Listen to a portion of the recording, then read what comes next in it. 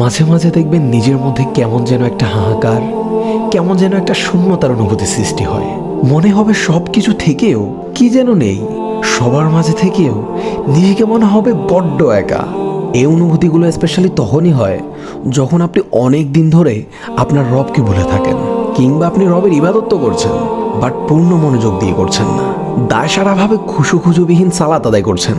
যখন আপনার রাত দিন পার করছেন নিদারুণ এক উদাসীনতায়।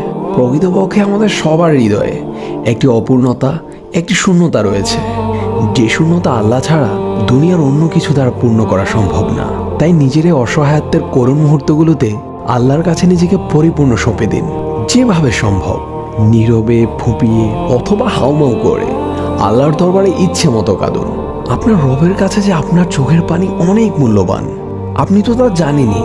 আল্লাহ তার পাপিষ্ঠ বান্দাদের শাস্তি দেওয়ার জন্য জাহান্নাম সৃষ্টি করেছেন, আর এই জাহান্নামে রয়েছে ভয়ঙ্কর আগুন যা বান্দার কলিজা পর্যন্ত ভেদ করে ফেলবে। আর এই আগুনকেই দুনিয়ার সাগর, উপসাগর, মহাসাগর সব কিছু দিয়ে নিভানো সম্ভব না হলেও আপনার এক ফোঁটা চোখের পানি এই আগুন নিভিয়ে দিতে সক্ষম। সুবহানাল্লাহ! আমাদের রব আমাদের চোখের পানিকে কতটা ভালোবাসেন আমরা কি কখনো কল্পনা করেও দেখেছি?